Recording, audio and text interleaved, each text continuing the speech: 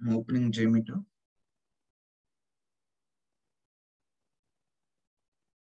Server is already now.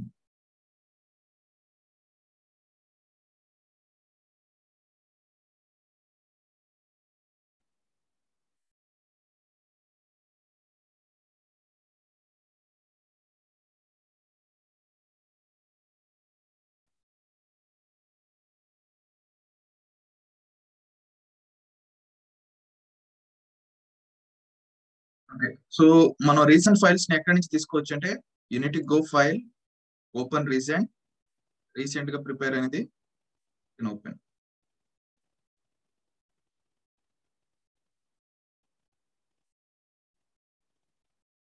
నిన్న చేసిన వాటిల్లో check like weather correlation the correlation చేయడానికి బౌండరీ ఎక్స్ట్రాక్టర్ తో చేసాం first, then regular expression extractor పెట్టాము, క్లాస్ ఎండ్ అయింది కదా.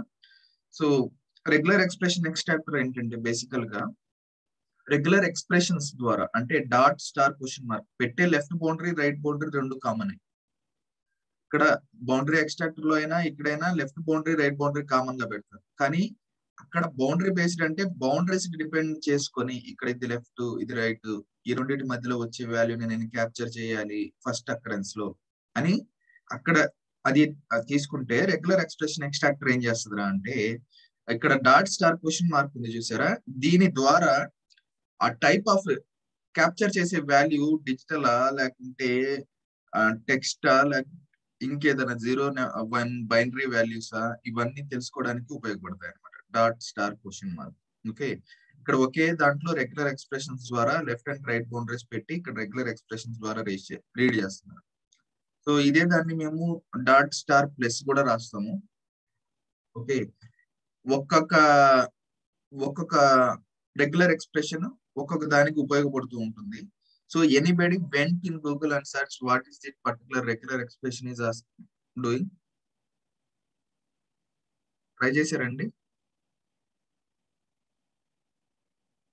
ఓకే, సో రెగ్యులర్ ఎక్స్ప్రెషన్ గురించి ఒక పెద్ద బుక్ ఉంటుందండి, అది మనం చదవాలన్నా కూడా కొంచెం కష్టం. సో మెయిన్వి ఉంటాయి చూసారా, అవి మాత్రం తీసుకోండి. Even I'm also learn few things alone. Okay, మీకేం లేదు, రెగ్యులర్ ఎక్స్ప్రెషన్స్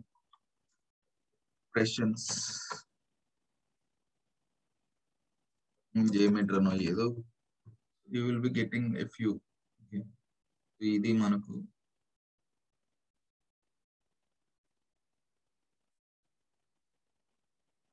చూడండి. So basically match any character dot plus 1 or more times. ఇక్కడ question mark don't be greedy stop when first match succeed. Question mark పెట్టామంటే first match అవ్వగానే succeed అవ్వగానే ఇలా పెట్టు అని చెప్పి పెట్టడం అనమాట. ఇక్కడ చూడండి డాట్ ప్లస్ క్వశ్చన్ మార్క్ ఇలా చాలా ఉన్నాయి. ఓకే, ఇవి JMeter లో నీకు ఇచ్చిన ఎగ్జాంపుల్స్ రూపంలో ఏంటి అనేది ఇచ్చాడు. అసలు బేసికల్ గా రెగ్యులర్ ఎక్స్ప్రెషన్ గురించి తెలుసుకోవాలి అంటే యూ కెన్ గో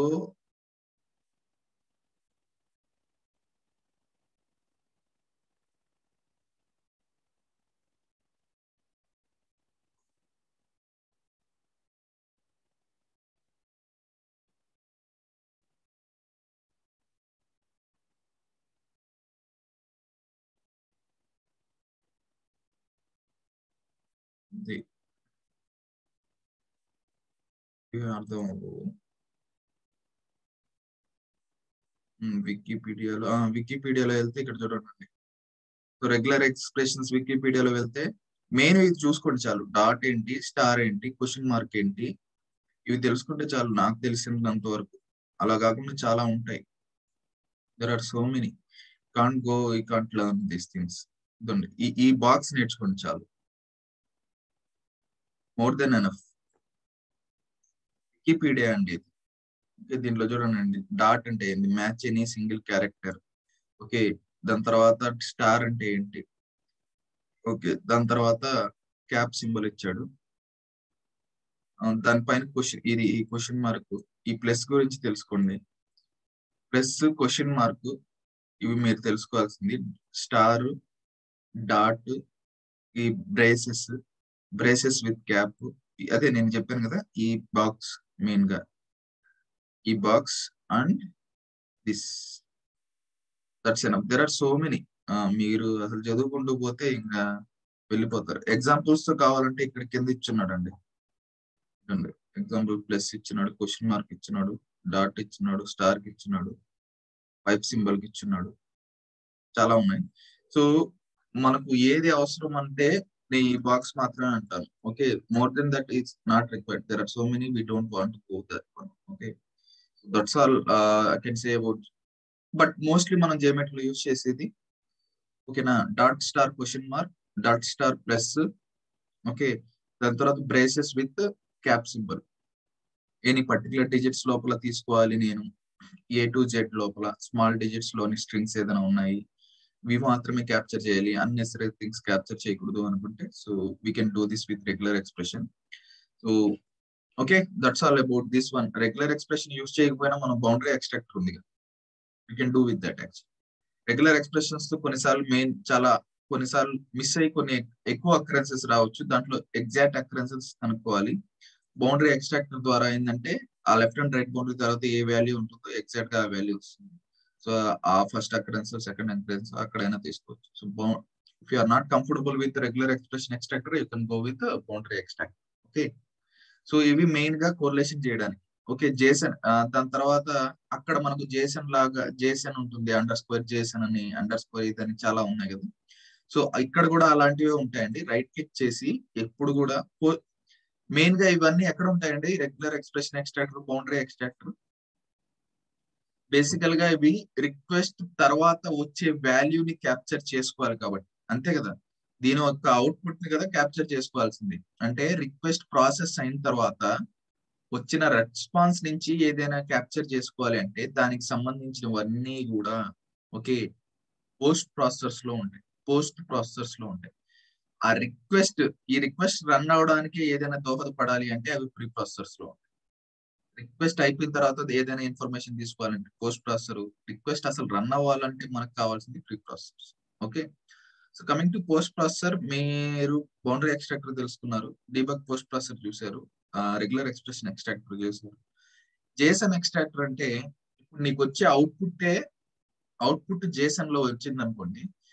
ఓకే, ఇప్పుడు మనకు అవుట్పుట్ దేంట్లో వస్తుంది, HTML ఫార్మాట్ లో వస్తుంది. దేంట్లో వస్తుందండి, పోయిందా ఇది?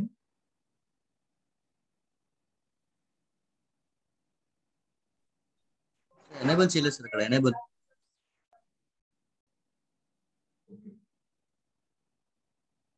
ఎనేబుల్ కి దీనికి ఏం సంబంధం లేదండి, ఉండాలి data. Okay, once again we can తీసుకురావచ్చు, యాడికి పోదు అది. నేను చెప్పాను కదా ఈ ఫైల్లో ఉంటుంది.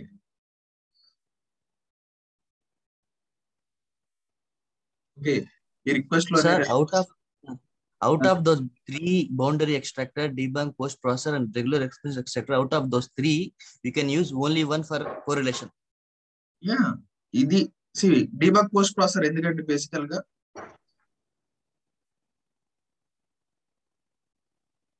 పేరులోనే ఉంది. బౌండరీ ఎక్స్ట్రాక్టర్ అంటే బౌండరీని చేసుకోవడానికి, డీబగ్ అంటే డీబగ్ చేసుకోవడానికి మాత్రమే. డీబగ్ అంటే బేసికల్ గా నువ్వు కోరిలేషన్ చేసిన వాల్యూస్ ని కరెక్ట్ గా పాస్ అవుతున్నాయా లేదా అని చెక్ చేసుకోవడానికి అవసరం అవుతాయని నేను మీకు చెప్పాను, గుర్తుందో లేదో. Okay, I will run, enable చేయ, డిజేబుల్, రీప్లే చేసేటప్పుడు ఇది డిజేబుల్ చేసడం.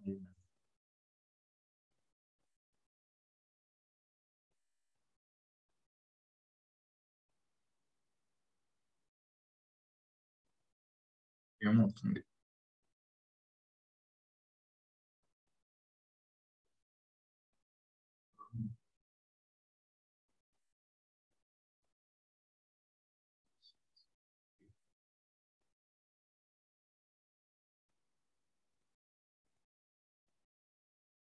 మీరు ఏం జరుగుతుందో చూసుకోవాలంటే ఇక్కడ చూసుకోవచ్చండి. పైన ఇక్కడ సింబల్ ఒకటి ఉంది చూసారా, ఇక్కడ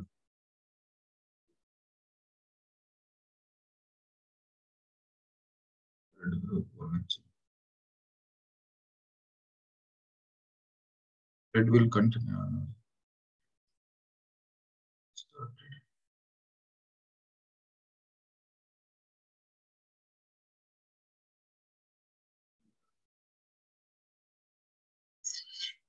స్టార్ట్ అయింది అని చెప్పింది. ఫెయిల్ అయిందండి ఇక్కడ.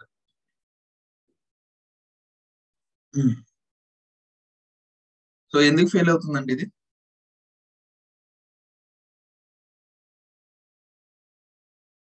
ఎందుకు ఫెయిల్ అవుతుందండి? ఇక్కడ మెసేజ్ నీకు చూపిస్తుంది చూడండి.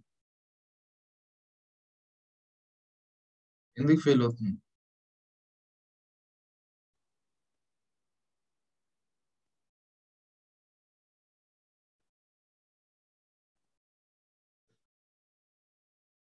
ఎందుకు ఫెయిల్ అవుతుందండి? మెసేజ్ క్లియర్ గా రాసింది కదండి ఇక్కడ.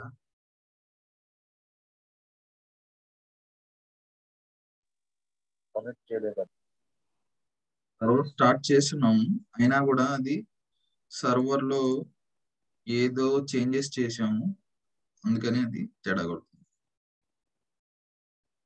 పోర్ట్ నెంబర్ చూడండి అలాంటప్పుడు, అందుకే కలబెట్టకూడదు మామూలుగా ప్రతిసారి.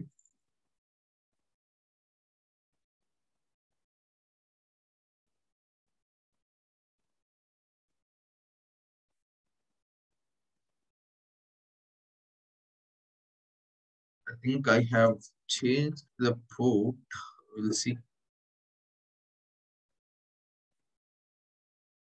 8181 ఉంది. 8181 ఇది రికార్డ్ అవుతుంది. Okay, we'll check once again. We'll start the server once again and we'll check.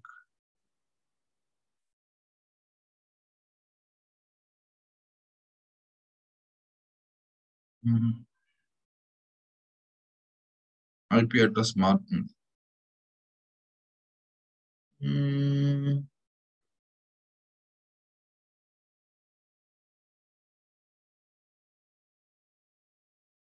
IP address మారిందండి. ఒకసారి మళ్ళీ స్టాప్ చేసి రన్ చేసినా కూడా అదే ఇష్యూ చూపిస్తుంది.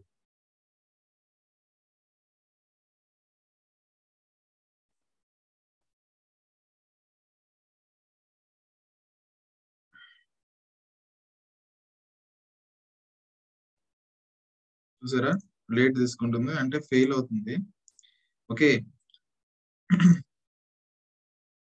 ఇప్పుడు దీనికోసమే ఏం చేయాలండి? ఇప్పుడు ఏం చేయాలి? మామూలుగా ఇక్కడ మీరు గమనించారంటే మనకు సర్వర్ లో ఐపీ ఇలా వస్తుంది, 192.168.0.5 అని. ఓకేనా? ఇక్కడ వెళ్ళి చూడండి అండి, రిక్వెస్ట్ లో ఏముంది? 192.106 ఉంది. ఇప్పుడు ఆ సర్వర్ మాకేమో 5 అని ఇచ్చింది. ఓకేనా? సో ఇప్పుడు నేను రిక్వెస్ట్ రన్ చేస్తా ఉంటే రన్ అవ్వట్లేదు. దీన్ని ఇప్పుడు నేనేం చేయాలి? రీప్లేస్ చేయాలి సార్, రీప్లేస్ చేయాలి. వాల్యూస్ అన్నిటిని రీప్లేస్ చేయాలి. ఓకే, ఇవి 4, 5, 6 ట్రాన్సాక్షన్ ఉన్నాయి కాబట్టి సరిపోయింది.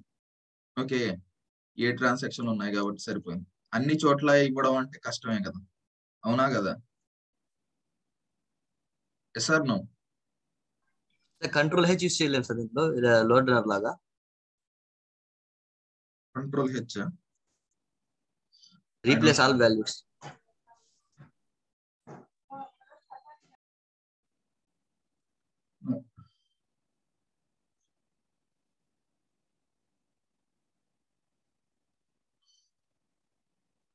అందుకే we have request defaults. HTTP request defaults అని ఉంది చూసారా? This one will be helpful here. Okay,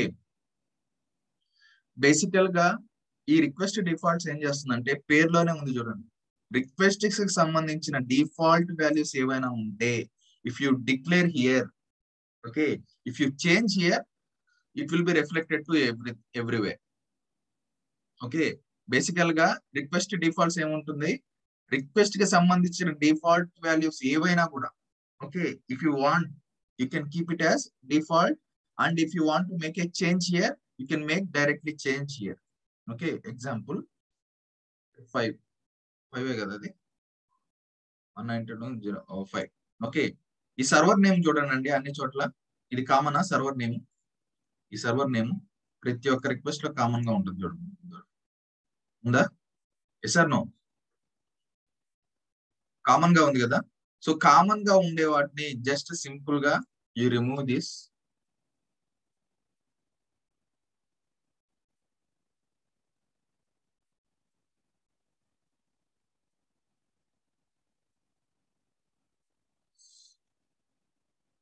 request defaults లో పెట్టుకోవచ్చండి ఏదైనా కూడా, ఈవెన్ పోర్ట్ కూడా.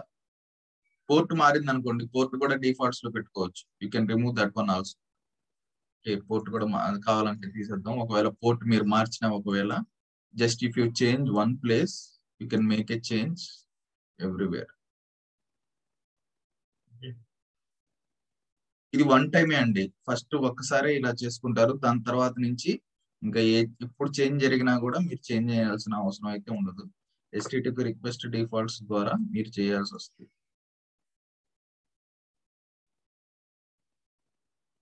Is it clear what I'm doing? అర్థమవుతుందా అండి? Clear sir, clear sir.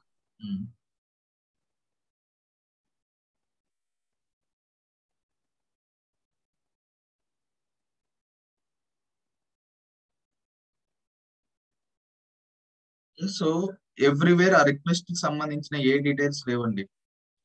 Okay,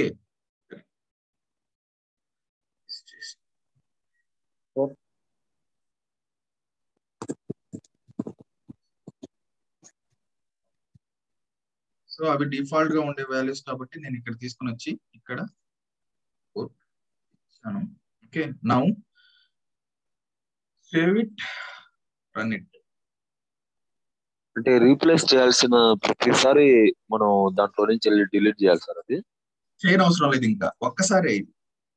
ఇంకా ఎప్పుడైనా చేంజ్ జరిగితే ఇక్కడ మారిస్తే సరిపోతుంది. ఓకే,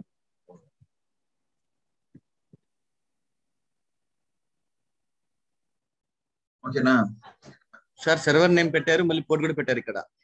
పెట్టొచ్చు. పోర్ట్ కూడా కామన్ పోర్ట్ అన్నిటికీ ఉంటుంది కాబట్టి. అదే కదా, నీ ఇక్కడ పోర్ట్ నెంబర్ కూడా డిలీట్ చేశాను కదా రిక్వెస్ట్ లో. పోర్ట్ నెంబర్ ఉన్నది ముందు, అది కూడా డిలీట్ చేశాను. అన్ని ఎంటీ ఉన్నాయి కాబట్టి డిఫాల్ట్ గా చేస్తే అది వస్తుంది. ఇప్పుడు పోర్ట్ నెంబర్ మార్చినా కూడా ఓకేనా, just if you change here it will reflect to everything. Okay, that is the useful use of HTTP request default. సి మనం ఇప్పుడు రిక్వెస్ట్ లో వెళ్ళి చూసినా కూడా ఇది పాస్ అవుతా ఉంటుంది. ఐ మీన్ లైక్ దిస్, ప్రతి ఒక్క రిక్వెస్ట్ లో వెళ్ళి ఉంటుంది.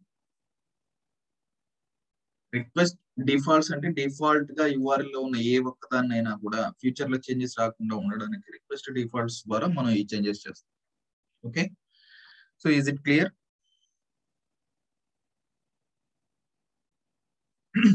డీబగ్ పోస్ట్ ప్రాసెసర్ అనేది ఎందుకంటే బేసికల్ గా ఇక్కడ డీబగ్ పోస్ట్ ప్రాసెసర్ పెట్టిన ద్వారా ఇక్కడ మీరు వెళ్ళి చెక్ చేస్తే ఆ రిక్వెస్ట్ అండర్ లోనే పెట్టుండేది. 16 అండర్ లో పెట్టున్నాము రెగ్యులర్ ఎక్స్ప్రెషన్ ఎక్స్ట్రాక్ట్. 16 అండర్ లో ఎలాబరేట్ చేస్తే డీబగ్ పోస్ట్ అన్ని రిక్వెస్ట్లకి వచ్చి ఉండదు. అలా అన్ని రిక్వెస్ట్ కి లేదు. చూడండి, ఎక్కడైతే నీ డీబగ్ పోస్ట్ ప్రాసెసర్ పెట్టావో ఆ రిక్వెస్ట్ కి సంబంధించిన అవుట్పుట్స్ ఏమైనా ఉంటే చూపించడానికి ఉపయోగపడుతుందండి. ఇది కూడా చూడండి, ఇక్కడ డీబగ్ పోస్ట్ ప్రాసెసర్ లో JMeter వేరియబుల్స్ రెస్పాన్స్ డేటాలో నీకు వచ్చిన వాల్యూ ఏదైనా ఉంటే ఇక్కడ క్యాప్చర్ చేసి ఉంటుంది అనమాట. ఓకే, బౌండరీ ఎక్స్ట్రాక్టర్ చేసాం, రెగ్యులర్ ఎక్స్ప్రెషన్ ఎక్స్ట్రాక్టర్ పెట్టి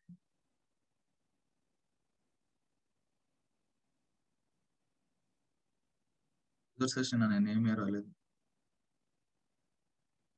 ఈ పాస్ అయిందా లేదా చూద్దాం అనుకున్నాండి. ఎలా అండి చూసుకునేది పాస్ అయిందా లేదా అని?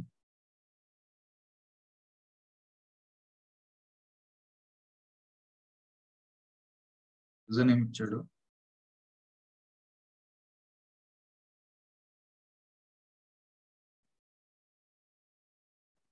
Response body welcome to Jojo, login అయింది. వేరియబుల్ ని రీడ్ చేయలేదు ఎందుకు?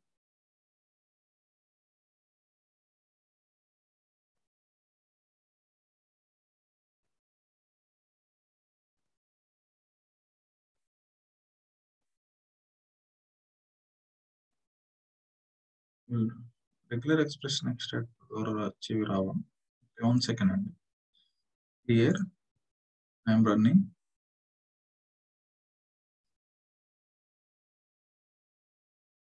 One second. Debug post processor లో Geometry properties ఇది ప్రూవ్ పెట్టండి.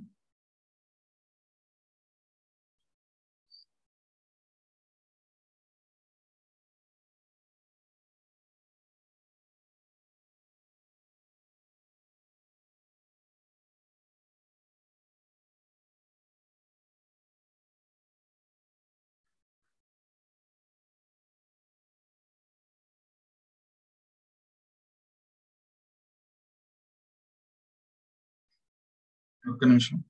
We'll make a change here in a disable this one, enable boundary extractor here,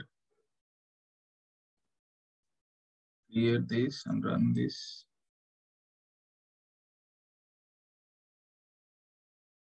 and user session సంబంధించిన value దీంట్లో వస్తుంది.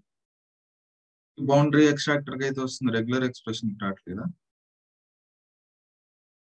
ఓకే, డీబగ్ పోస్ట్ ప్రాసెసర్ లో ఇవన్నీ మనకు అవసరం. మామూలుగా అయితే ఏదైనా వేరియబుల్స్ ని ప్లేస్ అవుతుందా లేదా చూసుకోవడానికి మనం ఎక్స్టెండెడ్ లాగ్ పెడతాం, చూసారా? ఐడియా ఉందా మీకు? లోడ్ రన్నర్ లో ఎక్స్టెండెడ్ లాగ్ పారామీటర్ సబ్స్టిట్యూషన్ పెడతారు, చూసారా? అలాంటి ఆప్షన్ దీంట్లో లేదు. రన్ టైం సెట్టింగ్స్ లో అలాంటి ఆప్షన్ దీంట్లో ఉండదు. దానికి ప్లేస్ లో రీప్లేస్మెంట్ డీబగ్ పోస్ట్ ప్రాసెసర్ అన్నమాట.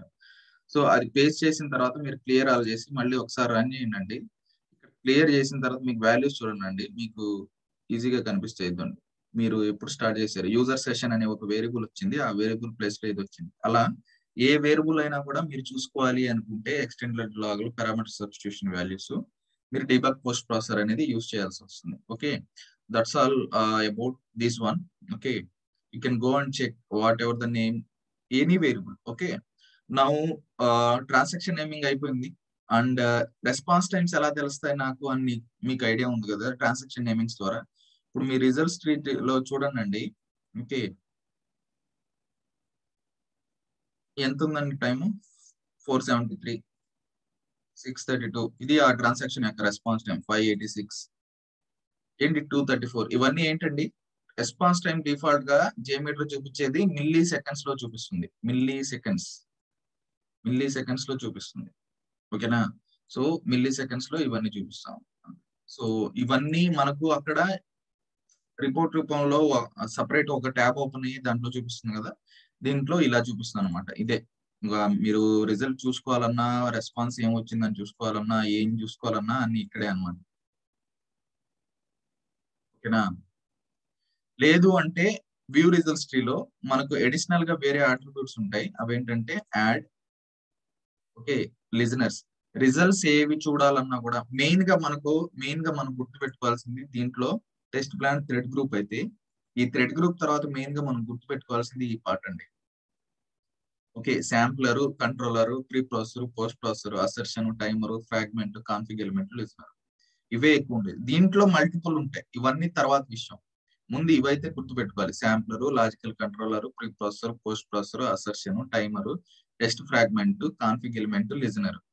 ఓకే, రిక్వెస్ట్ కి సంబంధించిన ఏదైనా రిక్వెస్ట్ మనం రాయాలి అనుకుంటే ఏ టైప్ ఆఫ్ రిక్వెస్ట్ అవన్నీ చెప్పేది ఏదంటే శాంప్లర్. కంట్రోలర్ ఏంటంటే మనకు అక్కడ కంట్రోలర్ ఉంది కదా, సేమ్ అలాగే ఇక్కడ కూడా కంట్రోల్ చేయడానికి కండిషన్స్ అన్నమాట. ఇఫ్, వైల్, లూప్, ఇవన్నీ కండిషన్స్ కి లాజికల్ కంట్రోలర్స్. లాజిక్ కంట్రోలర్ ఇది.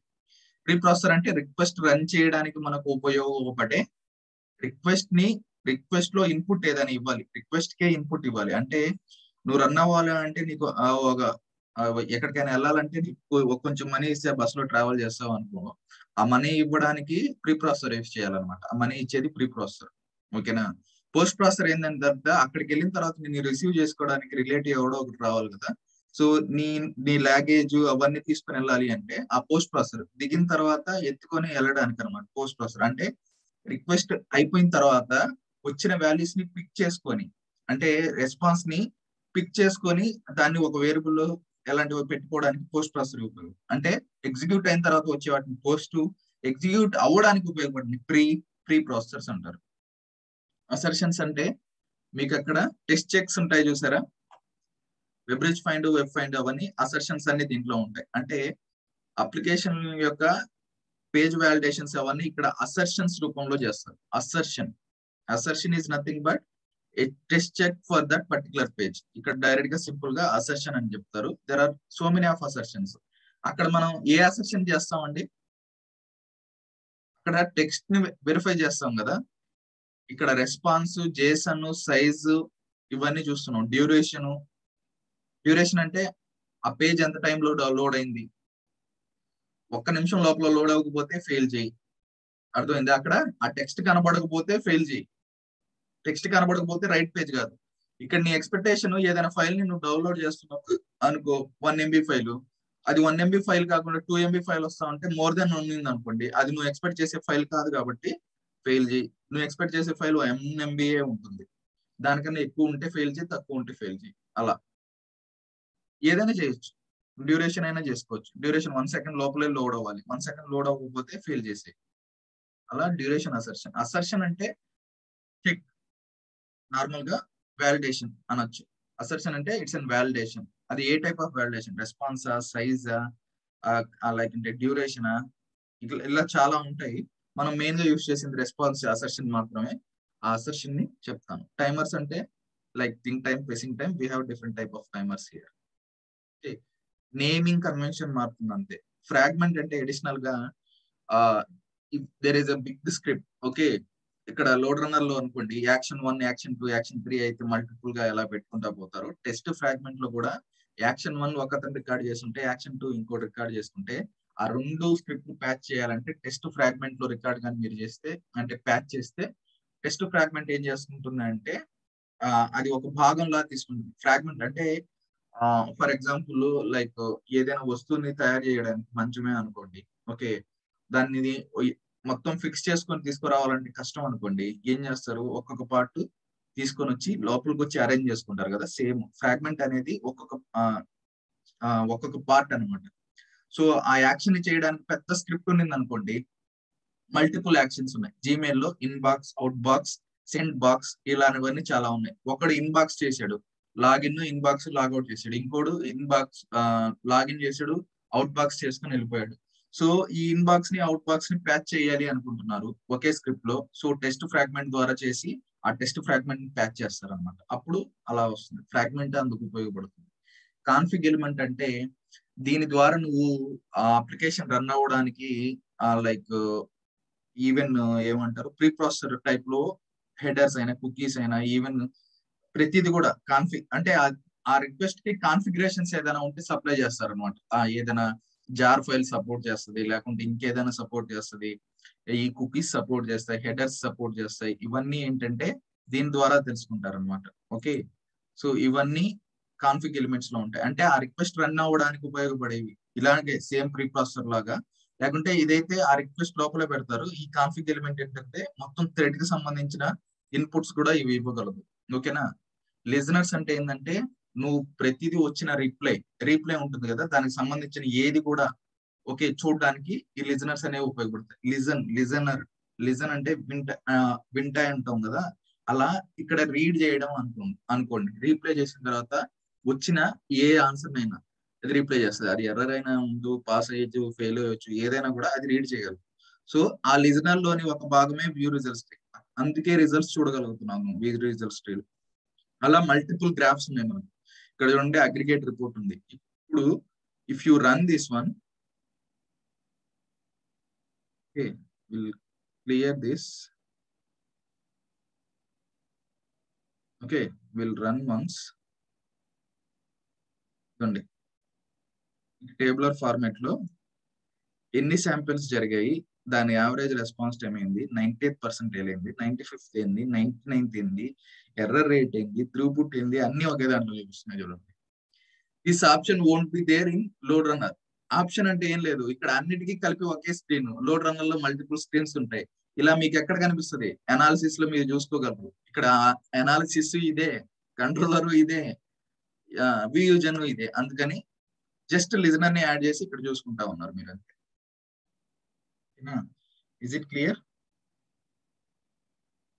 అగ్రిగేట్ రిపోర్ట్ అంటే ఈ ఆప్షన్స్ గురించి డిస్కస్ చేసామండి మేము ఈరోజు. Okay, and I'm going to explain about how to do assertion for a page. Assertion గురించి చేసుకున్నాం. ఓకేనా. సో అసర్షన్ గురించి ఏంటనేది ఇప్పుడు చూద్దాం. Okay, class maybe 10 minutes end అవుతుంది, మళ్ళీ రీజాయిన్ అవ్వండి. ఓకే, సో ఫస్ట్ అసర్షన్ ఎలా చేద్దామో చూద్దాం.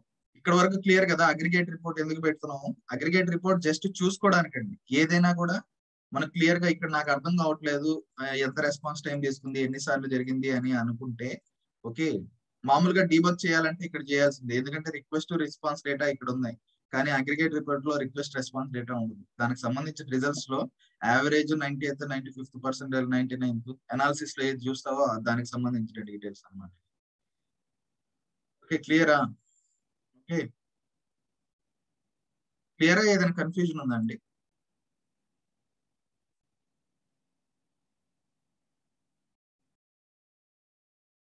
Clear sir. So we can go for the assertions here. నేను ఒక దానికి పెడతాను, మిగతావన్నీ మీరు ట్రై చేయండి. ఓకే సో మెయిన్ గా ఇక్కడ అసర్షన్ అనేది ఎక్కడ ఉపయోగపడుతుందంటే, యాజ్ ఐ సెడ్, అసర్షన్ అనేది nothing but a test check లాంటిది. It's an validation for a page. నాకు వచ్చేది రైట్ పేజా రాంగ్ పేజా అనే వాలిడేషన్. ఇది ఆల్రెడీ మనం డిస్కస్ చేసుకున్నాం. ఆ టెస్ట్ చెక్ నే ఇక్కడ అసర్షన్ అంటాం. ఓకేనా? దానికి ఏం చేయాలంటే, రిక్వెస్ట్ లో ఇప్పుడు ఈ ట్రాన్సాక్షన్ నేమ్స్ లో చాలా ఉన్నాయి. ఓకేనా? చాలా అంటే చాలా రిక్వెస్ట్లు ఉన్నాయి అనుకోండి. No need of keeping everything under a request. Main request ఏదైతే ఉంటుందో, మెయిన్ రిక్వెస్ట్ ఇప్పుడు ఇక్కడ welcome.pl అనేది మెయిన్ రిక్వెస్ట్. ఇది welcome.pl అనేది మెయిన్ రిక్వెస్ట్ అని నేను ఎలా చెప్పాను? ఎలా అంటే, if you go here,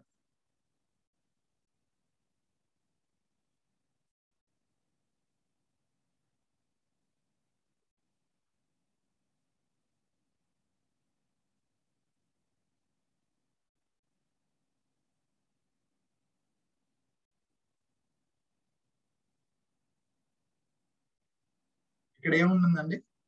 welcome.pl ఉంది. అదే ఇక్కడ క్లిక్ చేస్తే మెయిన్ గా వచ్చేది login.pl. సో ఇవి మెయిన్ రిక్వెస్ట్లు అవుతాయి. So if you go here, it is not main request. This is main request but it is not main request. ఎందుకని చెప్తున్నానండి ఇలా? ఎందుకు చెప్తున్నాను నేను? సో ఏదైతే మనకి ఇక్కడ కనిపిస్తుందో అది మెయిన్ రిక్వెస్ట్ అవుతుంది. ఇవన్నీ డిపెండెంట్ రిక్వెస్ట్లు, అవి డౌన్లోడ్ అవుతున్నాయి. ఇప్పుడు నువ్వు అసర్షన్ అనేది ప్రతి ఇండివిజువల్ రిక్వెస్ట్ కి పెట్టిన అవసరం లేదు. You can go directly here, you can keep it only for a main request. Add assertion response assertion అని క్లిక్ చేయగానే you will be getting like this. Right click, add assertion response assertion అనగానే you will be getting like this. నువ్వు ఏం validation చేయగలవు అంటే, text validation చేయగలవు, response code ని validation చేయగలవు, రెస్పాన్స్ మెసేజ్ ని వాలిడేట్ చేయగలవు, రెస్పాన్స్ హెడర్ ని వాలిడేట్ చేయగలవు. Anything you can do it. Anything you can do it. Okay, request headers ని వాలిడేట్ చేయగలవు. హెడర్ రాకపోతే ఫెయిల్ అయిపోవడం అవన్నీ ఇది కామన్ గా ఉంటుందండి ప్రతి దానికి. Even for a request also you will be able to see like దేనికి సంబంధించింది అని చెప్పడానికి. ఇదండి action to be taken care loop కా. ఇక్కడ చూడండి మనకు ఇది కూడా ఈవెన్ కి ఇక్కడ కూడా వస్తుంది. Sorry, boundary extract apply to దేనికి అనేది కామన్ గా ఉంటుంది.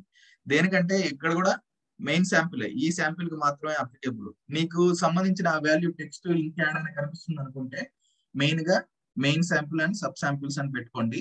ఇక్కడ సబ్ స్ట్రింగ్ అని పెట్టండి. Sub string, main samples and sub samples, sub string text response అనుకుంది. ఓకే, టెక్స్ట్ రెస్పాన్స్ అని పెడితే రెస్పాన్స్ అనేది ఏంటంటే నథింగ్ బట్, ఇప్పుడు ఈ పేజ్ లో ఏదైనా టెక్స్ట్ ను చెక్ చేయాలి అంటే you can check it. That's what it mean. Like text check. Response code అంటే నీకు వస్తుంది కదా రెస్పాన్స్ కోడ్, ఇది 200. ఓకే, ఇది 200 అయితే నువ్వు పాస్ చేయి, వేరేది ఏది వచ్చినా ఫెయిల్ చేయి అంటే అది రెస్పాన్స్ కోడ్ ని రీడ్ చేస్తుంది. ఇక్కడ వెబ్ టూల్స్ అప్లికేషన్ లో రెస్పాన్స్ కోడ్ రీడ్ చేస్తే ఏంటంటే ఫెయిల్ అయినా కూడా మనకు 200 చూపిస్తుంది. సో కొన్ని అప్లికేషన్స్ అలా రాసుంటారు అనమాట. ఎర్రర్ మెసేజ్ మనకు ఏమో ఇక్కడ లాగిన్ పేజ్ లో మీకు చూపిస్తుంది, రన్ టైమ్ వివోలో చూస్తారు కదా, పేజ్ ఏమో లాగిన్ అవ్వదు కానీ రెస్పాన్స్ కోడ్ మాత్రం గ్రీన్ గా చూపిస్తుంది. That means it got executed అన్నట్టు. సో రెస్పాన్స్ కోడ్ కన్నా టెక్స్ట్ చెక్ ఈజ్ ఇంపార్టెంట్ అని అక్కడ డిస్కస్ చేసుకున్నాం కదా. Same thing here, response code కన్నా టెక్స్టే యూస్ చేయాలి. So select text response. Okay, ఇక్కడ select substring. Okay, just add from clipboard ఉంటుంది కదా, మీరు అక్కడ ఏదైతే కాపీ చేస్తుంటారో అది ఆటోమేటిక్ గా ఇక్కడ తీసుకుంటుందండి. ఓకే, జస్ట్ మీరు ఏం చేయాలి, ఇక్కడ ఒకటి సెలెక్ట్ చేసుకోండి. కంట్రోల్ సి అని కొట్టుకున్నానండి. Okay, you can go here. అంతే, కాపీ చేసుకున్నారు కంట్రోల్ సి అని, అది ఇక్కడ పెట్టారు అంతే. Is it clear?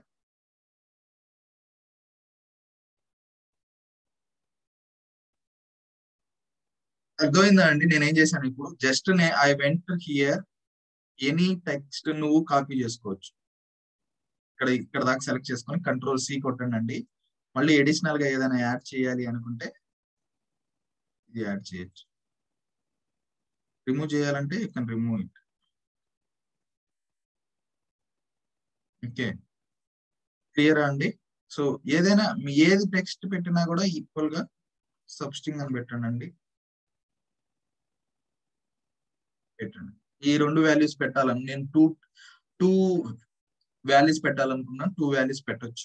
Okay, and one more thing, ఈ అప్లికేషన్ లో ఆటోమేటిక్ గా అసర్షన్ కూడా చేయొచ్చు. కొన్నిసార్లు క్యాప్చర్ చేస్తుంది, కొన్నిసార్లు క్యాప్చర్ చేయట్లేదు, మిస్ చేస్తుంది. సో అంటే రికార్డింగ్ అప్పుడే అసర్షన్ ఎలా, ఇక్కడ మీరు యాడ్ అసర్షన్ అని పెడితే, యాడ్ అసర్షన్ అని పెట్టి రికార్డ్ చేస్తే it will automatically add assertion for a page. ఒకసారి ఇది కూడా ట్రై చేయండి, యాడ్ అసర్షన్ పెట్టి. నిన్న మీరు అన్చెక్ చేశారు కదా, ఇక్కడ యాడ్ అసర్షన్ పెట్టి రికార్డ్ చేయండి, వస్తుంది. సో ఓకే, సో అసర్షన్ పెట్టానా నేను, text response main and sub samples చూశాను, టెక్స్ట్ రెస్పాన్స్ చూశాను. ఓకే, టెక్స్ట్ పెట్టాను. ఓకేనా? So now run it. కానీ ఇక్కడ మనం అసర్షన్ పాస్ అయిందా, ఫెయిల్ అయిందా, ఫెయిల్ అయిన మెసేజ్ నీకు ఏం రావాలి అని ఏదైనా చెక్ చేసుకోవాలి. ఇక్కడ ఫెయిల్యూర్ మెసేజ్ కూడా రాసుకోవచ్చు. అంటే మేము అక్కడ రాస్తాం చూస్తారా, if text not available, not found అనే మెసేజ్ వస్తుంది చూసారా, అలా ఇక్కడ నాట్ ఫౌండ్ కాకుండా నువ్వు ఏదైనా టెక్స్ట్ రాయదలుచుకుంటే you can write it, text is not available. Okay, ఇక్కడ రాసుకోవచ్చు నువ్వు, text is not available. Okay, ఇది రాసిన తర్వాత సేవ్ చేయి. ఈ రిజల్ట్ చూడాలి నువ్వు అనుకుంటే you can't able to see here, view results లో కానీ అగ్రిగేట్ రిపోర్ట్ లో కానీ చూడలేవు. You need to add assertion results. Same ఇక్కడే ఉంటుంది, అసర్షన్ రిజల్ట్స్. అసర్షన్ రిజల్ట్స్ అంటే టెక్స్ట్ కి చెక్ కి సంబంధించిన రిజల్ట్స్ ని చూపిమని.